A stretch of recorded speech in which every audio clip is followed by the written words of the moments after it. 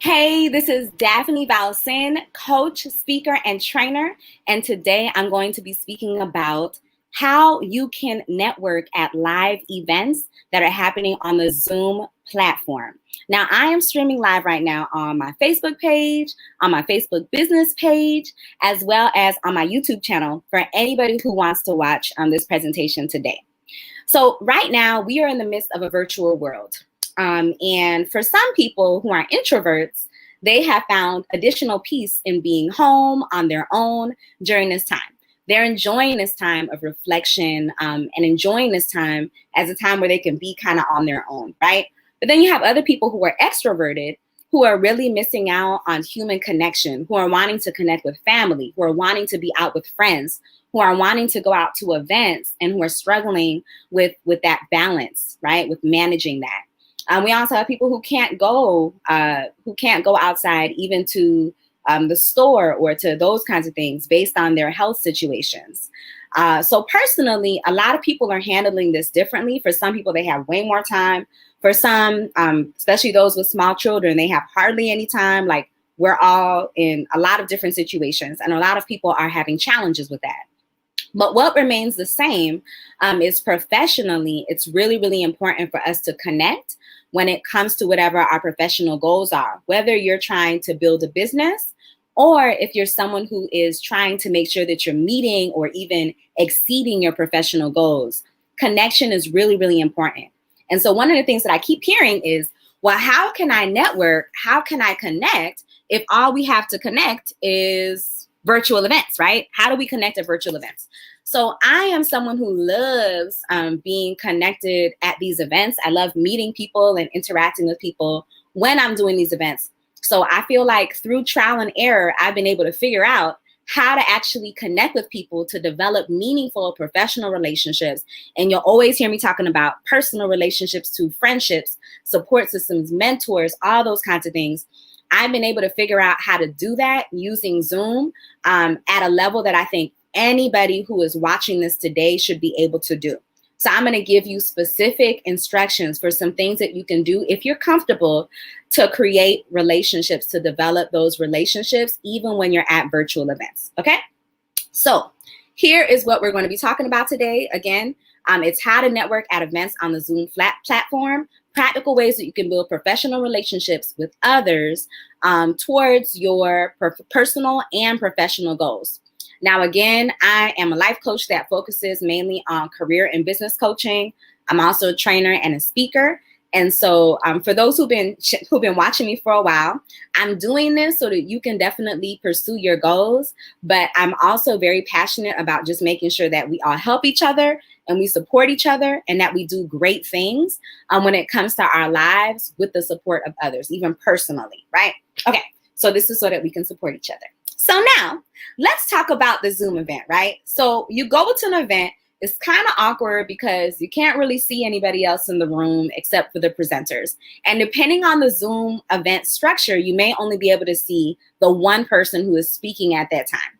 So the first thing that I want you to do actually is I want you to do some research.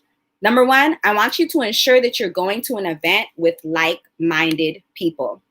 So I want you to make sure that you're going to an event with like-minded people, because if you're picking the right events, then there's going to be a lot of different people that you're going to be excited to connect with at the event. If you're choosing an event and you're not really sure about if the people who are at the event are going to be like-minded, then you may not actually be interested in actually connecting with those people outside of the event. So that's the first thing you need to do, research. The second part of the research is scoping out the panelists in advance. So you'll see on whatever event promotional material who the panelists are at the event. Now, here's the blessing of Zoom. So at a usual event in person, the panelists may be really, really far away from you. If you come late, maybe you're standing in the back. If there's a line of people who are trying to talk to the panelists after, maybe the line is so long that you're not able to reach the panelists. In a Zoom event, you're able to message someone individually, and you want to do it appropriately, of course, but you're able to message someone individually, should you so choose to, if the event is structured in a way where you're able to message different people. So scope out the panelists in advance. See who it is that's there when it comes to the panelists. So that way you can also think about if you want to reach out to a panelist after the event directly. Okay. So then once you get to the event, here's what I want you to do. I want you to sign on early, and I want you to click gallery view instead of speaker view at the event. So with gallery view, you're able to see all of the different people who are on the screen at an event. With speaker view, you're only able to see one person, the person who's speaking. The reason why you want to see gallery view when you're at the event is because it allows you to feel like you're actually interacting with other individuals who are attending the event. You're going to see people make faces. If you're at like a conference, you're going to see people cheering. You're going to start seeing some personality even on the screen at an event. Make sure that your video is on, because panelists, if they're looking at you with gallery view, which as a speaker, I like to look at people on gallery view, speakers are actually able to see who stands out. Like, how does your posture look? How is your facial expression? How are you dressed? How are you showing up? And I've heard speakers at events shout out people in the audience and say, ooh, you know, whoever it is, Lisa, you're looking really engaged right now. Or Michael, I see you over there with your little one. So you want to basically make an impression, even with the panelists and the other people who are attending the event, by having your video on and showing up in a way where you're presenting yourself in the best light. So gallery view. So the next thing, and this is just like how you're showing up right now, be present, focus, right? So if you're at the event, but you're doing errands at home, your video is not on, you're not actually actively engaging with anyone at the event, you're not going to feel as connected. But if your video is on, you're actually engaged, like you're listening actively, you're going to feel more connected at the event. Okay, so someone says, lately I've been using my profile pic. Do you advise I use video instead? Yes. I've heard a number of like speakers shout out people who are on the screen, and I do that too. So the way that I like to interact with people at the event is I'm like, so-and-so this, so-and-so that, so-and-so this. Something that happened to me during one event was that I shouted out somebody who was on the screen, who then was interacting and really excited about me during the event, who then ended up hiring me as her coach. So because of that interaction, the more personal interaction, it caused us to have a relationship now that is going to be ongoing for a very long time, apparently, from what she desires from the coaching relationship. But it's because I had a very personal connection with that person on the screen.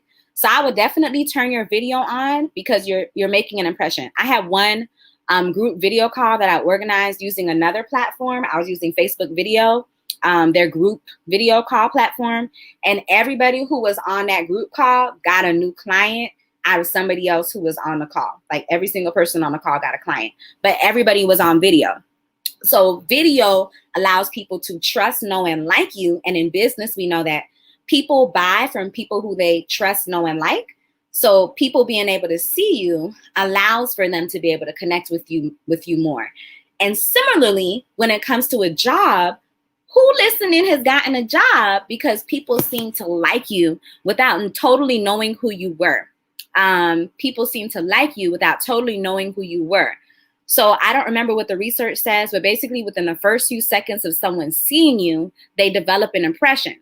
So if they're only seeing your picture, they may not be able to develop an impression. Now, if you have a whole bunch of stuff going on, put your picture on. Don't put the video on. But if you can be present and you can show that great posture, you can look extremely professional on the call, you can smile, you can nod, you can respond, then you're likely to make an impression that can create a further relationship. So now I talked about like how you show up, how you do the research. Now let's talk about how you can engage with people in an amazing way while you're on this call. So the first thing that I want you to do is I want you to chat responses when you're on the Zoom call about whatever resonates with you that the speaker says. There's a few ways to do this. You can chat a response to what the speaker says that you're thinking about. You can chat a question. If it's a panel where you can ask questions. If it's not a panel where you can ask questions, it's going to come off awkward. Or if it's not an event where you can ask questions and you ask a question, it's going to come off awkward. But if they say, hey, ask questions throughout this event, the organizers are super grateful for anyone who asks a question, and you're very memorable.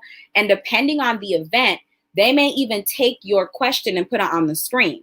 So one of the things that one of my mentors taught me was ask really great questions, right? In interviews, ask questions that make you so memorable that they want to hire you.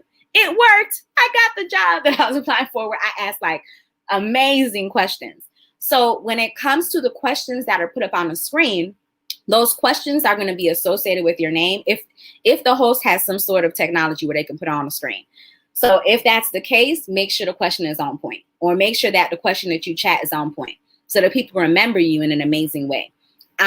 If you comment, you can also comment about something about your own experience. For example, let's say you're a doula. You can say, that's something that I use with my doula clients, and they seem to really engage really well with that strategy. I also use the Eisenhower matrix strategy to be able to do this. So you can post something in the comments that shows who you are and exemplifies what you want to be known for when it comes to your brand, professionalism, expertise, whatever it is, without seeming like you're doing that in a way that you're trying to attract attention. So you can comment about your own experience. You can comment with a question. You can comment with like how you're feeling about something that the speaker said, but commenting will allow people to then like look at you and try to learn more about you. They may even Google you at that point to see like, who is this person who's commenting? The speaker may see that whatever comment you made makes you stand out in a way where they say, I'd love to connect with you afterwards. Okay, here is another way that you can comment. This is the next thing. You can chat with attendees by name using the @ symbol. So for example, if an attendee says, yeah, I'm a doula, I actually work with my clients and engage with them around that strategy, then someone else who works at a hospital can say, hey, I work at so-and-so hospital system, would love to connect with you afterwards at so-and-so, or you can put the @ so-and-so at the beginning of that statement so you get their attention. So at so-and-so, good. So Esther says she does Google people on the call. See, people Googling, come on now. So anyway, so you could add a name and say, at so-and-so, I work for so-and-so, would love to chat with you after the call. At that point, if it seems like that's appropriate to do, you can private chat the person and say, hey, or you can even just private chat the person initially. I would do that publicly if you're okay with other people seeing that comment for some reason. You may want other people to know that you work at a certain health system. You work at Jackson Health System. But if not, go ahead and @ whoever it is you need to @ privately, or you don't even need to @ them, but you privately chat them. And when you privately chat them, I'm trying to talk slow for those who are like new to Zoom or you're not used to all of these different things. When it comes to chat, the chat usually says everyone, right? So that means that whatever chat you type will go to everybody. But if you put if you click that where it says everyone, it sometimes has a list of everyone who is on the Zoom call. So I can find, let me just use Esther's name. So I can find Esther and I click on Esther's name and then I type in, hey, Esther, I actually work for Jackson Health System. Would love to talk to you more offline about this. Would you be open to that? Esther then has the ability to chat me back. It shows up on her screen with like a red text to show that Daphne is now chatting with you directly. She can chat me back and say, yeah, sure. Here's my number. Here's my email address. So I've done that on a number of Zoom calls. Either I made a comment and someone has initiated a private chat with me, or I have initiated a private chat with them based on something that they said. Maybe it was really profound. Maybe it's something that I wanted to tell them that I didn't really want everyone to know based on whatever it is that they said. So you can private chat people so that way it's kind of the equivalent of being at an event and people have spoken and now you're at the buffet table and you're talking. So you recreate that and you don't want to like carry on a long conversation in that private chat while the event is going on. But right now, it seems like it's okay with kind of Zoom etiquette to be able to do a quick private chat and say, hey, I love what you said about that. Keep up the good work. I really respect doulas and the work that you all do.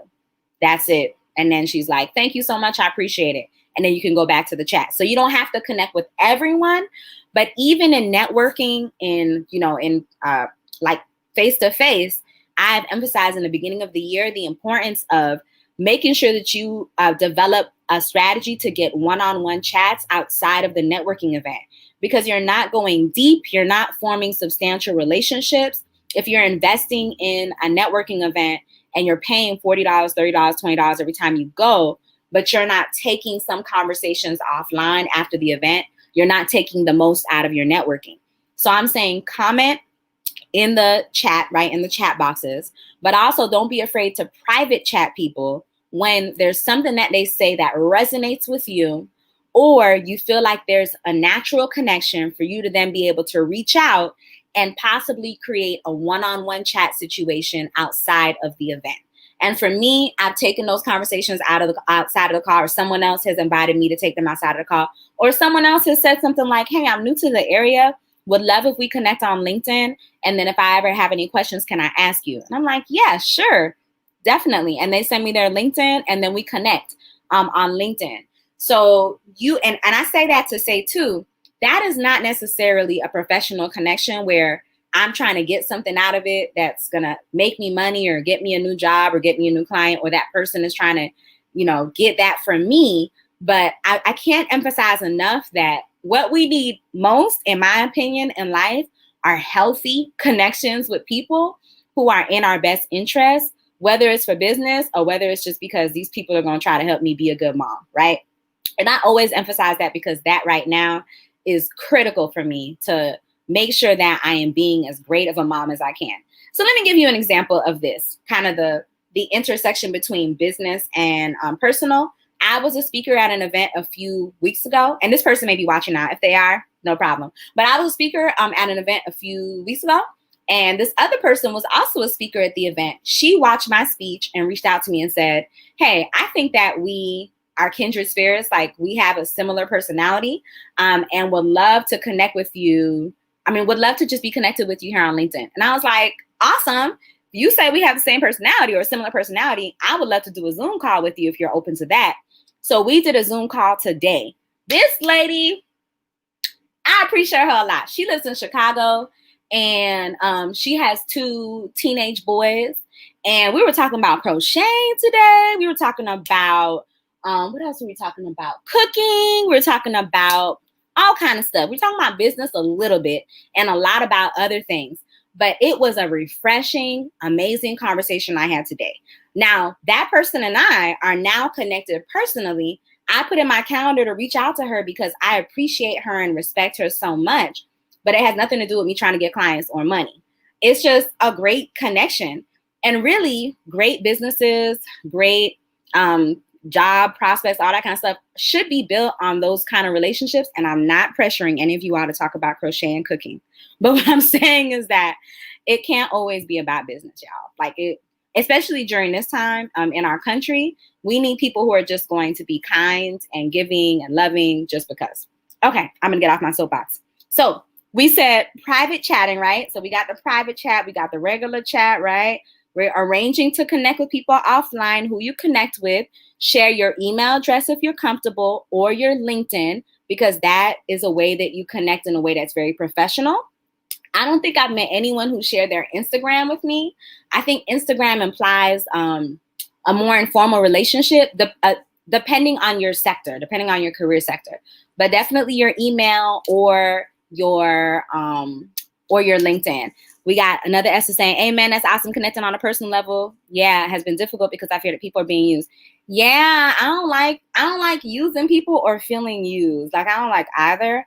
And I feel like that's actually been in my best interest. That's worked out really well for me because people can feel that I just like people. And I just want to be a blessing to them. Actually, the woman this morning, this is our first time ever having a conversation. She was like, Daphne, I can feel through the screen how passionate you are. I was talking about students and teenagers and social change. And she was like, I can feel your passion. And I'm like, oh, that is so nice. You are so sweet. Anyway, so I just like people. So people should not feel like you're using them or you're, or you shouldn't feel like you're being used either. It's not a good feeling. All right. So the next thing here, schedule a time to talk and follow through with that time. Be strategic about your conversations, okay? So here's the thing with scheduling a time, right? So when I lived in DC. I'm just gonna say I was not gonna say the city, but when I lived in DC, there was a lot of well-meaning people who would say, "Oh, we have to connect," but then they would never connect. Or you might email them or follow up like, "Hey, I know you said we should connect. Just wondering when you're free." And they're like, "Oh, well, things are really busy." Or you're like, "Hey, wondering if you're free here, here, or here," and they're like, "Not free." So it didn't seem like they really actually wanted to connect. So if you do ever say something like, "Would love to connect," make sure you follow through. So in the chat, you're saying, "Hey, we should definitely connect." I want you, if the other person doesn't do this, to be the one to say, "Hey, yeah, I think we should too. Let me go ahead and send you my scheduling link," because that's the best way to get on my calendar. Business people can get away with that sometimes, as long as you say it nicely. Or you can say, "Hey, would love to connect too. Is it okay if I email you 2 or 3 time frames that would work for me that maybe could work for you?" And they can say, "Yeah, sure." And then that way, you and that other person, you all are now able to connect. You have a time. And for the person this morning, I feel like I had her schedule this a few weeks ago, right? And I just sent a message this morning to say, "Hey, last night, hey, just making sure that we're still good to connect." And then I also said, "Do you want to connect by phone or by Zoom?" And let me tell you about that too. This is not something I was going to mention tonight, but I think this is important. So I've been connecting with most people by FaceTime or Zoom. Not because this is what I usually do, but because we're in a pandemic and I love seeing people, feeling their presence through the screen, interacting with people in that way. It makes me feel like connected to folks. And I feel like it has the same effect for the people across the screen. So there are people who, we're laughing together, we're interacting in a way where, like I told the woman this morning, I'm like, "So we seem like we haven't talked in like 10 years and we've been friends forever." So the Zoom situation, the FaceTime situation, and I think, again, so to arrange a one-on-one Zoom chat is the more professional, like more conservative way to do it. If you know the person, you can say FaceTime. But that way, I think, tends to create a deeper, more connected relationship with folks. So if you can do that, if you have a Zoom account, then I think that's good to make that happen as well. So you've arranged to chat with the people offline, either in the private chat or you've exchanged information. You're now on LinkedIn messaging back and forth. You're on email messaging back and forth. You scheduled a time to talk and follow through with that time, right? And then you be strategic about your conversation. You never want to have a conversation, and I've had some of these, like I have been guilty of this before. You never want to have a conversation where it doesn't seem like there is an agenda. And when I say that, I'm saying that when you get to the conversation, I'm mostly good on this, but occasionally I have to step up. So as soon as you get to the conversation, you want to say something like, "Hey, Keisha, thank you so much for connecting with me. We met on the ABC event a few weeks ago, and I was so glad to meet you then.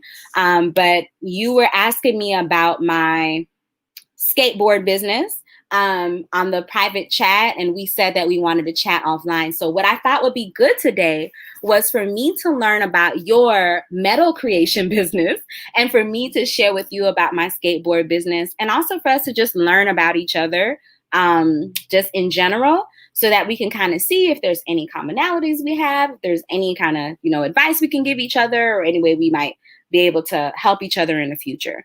So can you tell me a little bit more about your metal business? I've never heard of someone having a metal business. So what inspired you to start your metal business? You see what I'm saying? So the alternative of that would be, you're like, "Hey, do you remember why we decided to meet? What was your business again?" So you shouldn't do that. You should be doing your research to remind yourself of why you meeting with this person a day before or even a week before, preparing what are some points that you definitely want to talk about, and maybe even researching some background on them so that you have a really good connection by the time that you're on the conversation. So you say, "Hey, I see you're in Utah. I actually was in Utah for a conference 2 years ago," because you researched it yesterday. So you've already thought about where do we have some intersections to talk about. And you can say, "Next time I'm in Utah, I want us to connect. Is that okay?" Based on the research that you've done, but do have some sort of agenda. When I say agenda, I mean order of what you're going to be talking about. So she shares about her business. Maybe then you share about your business. And then you say, that is so great. So I'm always looking to hear from other entrepreneurs, like what are some of the biggest things that they've learned. So as it relates to your business, I see you've been in business for about 5 years from LinkedIn. Like, what do you think is the biggest thing that you've learned? Okay, well, let me share the biggest thing that I've learned. Awesome, awesome, awesome. So, it has been so good talking to you. And if you're not saying that, you might get to a point where she's like, I was actually getting into providing metal for skateboard creators, like, which is so cool that you reached out to me and you're like, oh my gosh, really? So tell me more about that. And do you have a website for that? Great. Can you send it to me? I'm definitely going to take a look. And then maybe we can jump back on and, I can give you some feedback because I know you asked for feedback. So you may find some intersections just through asking the right questions. You may not. You may decide that that person's going to talk about them. You'll talk about yourself. But having that conversation be something where both people walk away, you and the other person, with value is going to be great too. So let me do a recap, but before, let me see here. So amen again. I love a comment. I love the FaceTime or video profiles. It makes the conversation more personal and the distance not seem as far as it actually is. Fun fact, me and my husband, Bobby, actually dated and were engaged from a distance. So we use Skype to interact with each other on a daily basis. And it was so interesting that we saw each other once a month. And I literally moved to Florida 2 weeks before we got married. That's the first time that I was around him all the time. So anyway, but once a month is when we actually saw each other. And we were because we were Skyping, when I saw him, it was like not a big deal. It was like I just saw him yesterday. It was so weird. And it's when I learned the power of video calls to help you create a somewhat real experience. It was so interesting. But anyway, so I'm a believer in video calls and the power of that kind of connection. So I'm going to recap. So you do some research to make sure that this event is the right event for you. You ensure you're going to an event, right, with like-minded people. You scope out the panelists, right, before the event to see who they are, to see if there's anybody that you want to engage with, even during the event, or if there's time after the event somehow to engage with those panelists, right? You're going to make sure that you're on gallery view, that you're looking at the Zoom call on gallery view so you can see everyone. Everyone can see you. You bring yourself at 100%. You watch your facial expressions, because there are some people that are watching you the whole call. They're not even looking at the speaker. They being nosy and looking at everybody else. Let me not say nosy. They're being inquiring minds and looking at everybody else on the call the whole call. Okay. Because sometimes I look at everybody on the call. I'm like, oh, look at all these people. But anyway, so they might be looking at you. So make sure that you're presenting yourself in the best light. You're responding. And if you're wondering why some people do that, even if there's like 200 people on a call and they'll put their video on, even though they're one of 200, I think often it's because that person understands how important it is to have the video on so that there's interaction between the speaker and them, or to make a good impression with other attendees. Okay. So your video is on. You're present and you're focused on the call. That way you can engage actively on the call with the panelists and with the attendees. And panelists often are reading the comments that you're writing. So then you're writing your comments, your thoughts, your feelings, questions in a way that is reasonable compared to other people who are on the call. You're also engaging by adding, so @ other people's names, responding to their comment while you're on that call. You private chat people if it's appropriate, if you feel like you want to take the conversation offline, or if you want to respond to something that they said, or maybe you want to commend them on something, or say something that you don't want everybody else to see, that is appropriate. You can do that. And then if you private chat people and you decide to take that conversation offline, you take the lead in scheduling if the other person doesn't. And after you schedule, you create those conversations, you make sure that you guide the conversation so the conversation doesn't seem awkward, because again, the other person, they might do it. They might be the person to guide the conversation, which is great. Let them guide it. But if not, you go ahead and know how to guide that conversation only after you've done research prior to having that conversation about the person, to know a little bit of this, a little bit of that. If you didn't get a chance to do research because you're super busy, you got a lot going on, while you're on the call, while you're on the one-on-one Zoom call, one-on-one FaceTime with them, go ahead and pull their website up and be talking. I want to be in integrity. So I don't want to do things that are like unethical, right? I don't want to pretend that I'm not looking at their website. So I might say, hey, I just pulled your website up and I see da da da da. Or yeah, I just connected with you on LinkedIn. I saw that on LinkedIn. You're da da da da. It's okay to say that in most situations. But again, you want to gauge that person and kind of see, who they are, mirror their energy, all that kind of stuff. When it comes to the panelists, so Zoom calls usually start on time, or they start at the start time, they get right into it, and then they end right at the end. So this is an extra point for those who are still on. So at the beginning of the call, there's not really an opportunity, or at the end, to interact one-on-one with the panelists, usually. But how can you do that? You can get that question that you write specifically for a certain panelist if people are inviting you to ask questions. And maybe that question may be put on the screen, or maybe, the person who is speaking is going to repeat your question and say your name. They might even bring you on the screen to ask your question, which is an amazing opportunity to show who you are, to express yourself in a very professional way in front of everyone who's on the call. But what you can do afterwards is you can actually do a LinkedIn connection with one of the panelists and say, hey, Mandy, I was on the event that you were on yesterday, and I really enjoyed your thoughts that you shared, especially what you said about how it is so important as women to be empowered and enlightened. Would love to connect with you here on LinkedIn. If Mandy accepts the request, hey, Mandy, if you decide that you want to talk to her offline, I am really such an admirer of your work. Like, after you accepted the LinkedIn request, I was looking at your profile and saw that you did this and that and that. Would you be open to having a conversation about the work that you're doing at the Women's Foundation of America? Because I'm really, really interested in that kind of work and would love to ask you some questions about your journey and about what advice you would have for me as I look to do similar work in the future. And then boom, she responds to you, you guys connect, you're good. So if you didn't have the event that you attended as that connecting factor, it would be harder to connect with Mandy. But since you were at the event where Mandy was panelist, you can feel free to connect with Mandy and use that event as the context for which you're able to connect with her.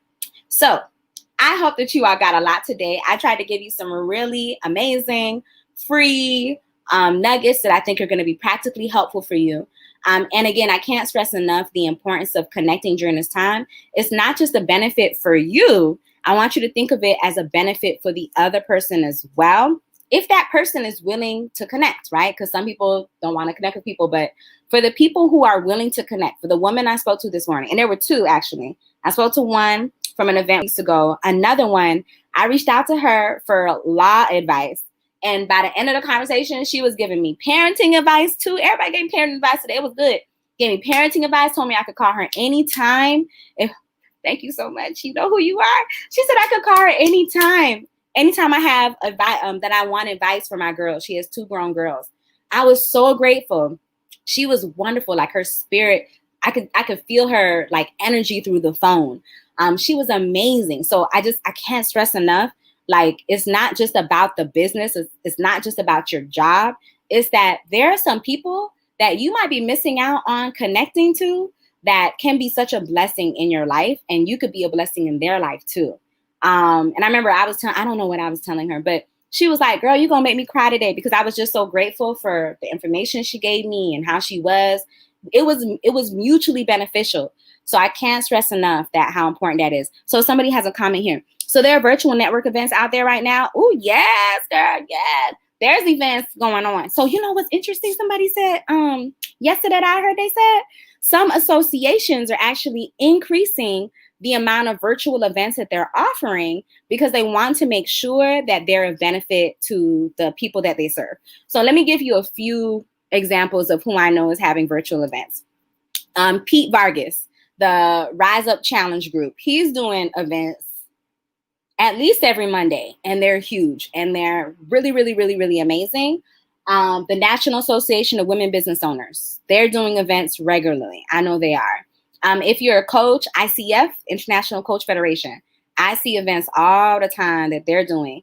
There is a business executive group as well. I forget the acronym for it. They're doing events. So like all of these associations, all of these organizations, Toastmasters that I suggest everyone go to, whether you're a business owner or you're trying to do career advancement, they're doing events. And what's wonderful about organizations like any of those organizations, right now, if you want to go to Toastmasters meetings in China with people who are in China, you can go. If you want to go to a National Association of Women Business Owners meeting in California, you can go right now. You can go to that meeting. From what I've seen with the meetings that I'm a part of, some are charging, many are free because they're trying to get as many people to go to those events as possible. I hosted 2 panels last week. I think it was, the days blend into each other. This week, I'm going to be on a panel tomorrow it's put on by someone who was in the NFL. And this is usually an exclusive event. It's hosted by the Buckhead Club in Atlanta and the Sports and Business Networking Mixer. So 2 very exclusive, like high-end organizations. And they're doing an event tomorrow. It's free registration. And usually I don't think it's free in person. So yeah, there's a lot of events happening. How you can look for those events, I would suggest Eventbrite. Eventbrite was like the best when I was out networking all the time in person. Eventful was good too. Facebook events, actually, y'all. A lot of people put their events on Facebook events. So if you go to the event section of Facebook, you'll also be able to see a lot of the different events that are going on right now. But there's a lot. Nonprofits are hosting events. Everybody's doing events and trainings as well. Somebody said, do you suggest to go searching for these network opportunities? Actually, no, let me not put on screen. For these network opportunities as part of our research? Yeah. Other than the Meetup app. Oh, yeah, Meetup. I didn't even say Meetup. Meetup too. Meetup too is a great way to find meetups. I do not know what other platforms are out there to find these events and network opportunities. So yes, Meetup definitely, but Eventbrite, Eventful, and actually Facebook events are really, really great platforms to find events. I know for the events that I've been a part of lately, many of them have had a Facebook event equivalent. But many of the organizations that have done events in the past have switched to virtual. And one of my clients does event planning for big conferences and events, and he said his schedule is full till like October with events that he is planning and coordinating for the remainder of the year. So there's definitely, let's see if I know any other people. Yeah, and I have a person that I work with on another project, and she's an event planner, and her schedule is still rolling. So events are still happening. A lot of them that were paid are actually now free, but those are a few different places that I would look. And then Google, y'all. Let me tell you about Google.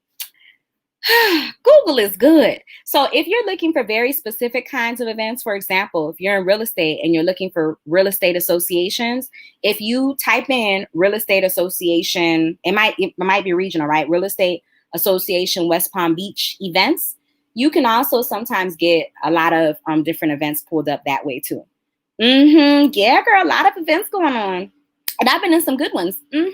So definitely continue to do that, because in my experience, when I say do that, to go to network, in my experience, events are the best way for me to meet people who I don't already know. And when it comes to trying to expand your network, I mention all the time, over 60% of new jobs are attained through networking, and over 60% of job listings are not posted, right? Woo! So that means that even if you don't need a job right now, it may be good to go to these events. So that way you're networking with prospective employers or prospective colleagues. And then for business, the amount of time it takes someone to decide to become your client could be a year, 2 years, 3 years, could be as soon as possible. But if you like are still building up your client practice, it may be good to go to these events and interact with people and all that kind of stuff, to kind of show who you are, to communicate who you are, to communicate what you do, all of those kinds of things. And then I remember, I haven't never used this strategy, but depending on your sector, you may even want to try to be one of the panelists, or may want to be like a chair, committee chair, membership chair, president, vice president, so that you're able to kind of show the whole organization the value of your work, the effort of what you're able to produce when given the opportunity, depending on if that's something you want to do, if you want to be seen as a leader in a certain sector. But there are a lot of different opportunities. Anybody else, if you have a question, you can post it as I'm about to wrap up. So I'm so grateful for everyone who connected on any of the platforms that I was streaming this to today. I'm thankful for those people who commented, who asked questions, because I know other people can benefit from it. And again, I can't stress enough the importance of us connecting to one another during this time. Some people, I would say I'm one of these people, look like, well, some people think that we have it together, like that we have everything under control, that everything is perfect. And not to say things are not great, because there's a lot of really good things, but we all have struggles. We all have challenges. We all have the need to have people pour into us, to encourage us, to talk to us, to connect with us. So consider connecting more, if not for like your professional life and your business life, just to be an inspiration to someone else during this time, because we all need it. And I'm hoping that for those who do want to connect for business or career purposes, that the information that I gave you today is going to bring you closer to the goals that are your dreams, and that will bring you more peace, more joy, more fulfillment. So with that, I will sign out for tonight. I appreciate all of you all. This is Daphne Valson, coach, speak, and trainer. Coach, speaker. You see, I said speak instead of speaker. Coach, speaker, and trainer, signing off for this evening. Have a great evening, everyone. Bye.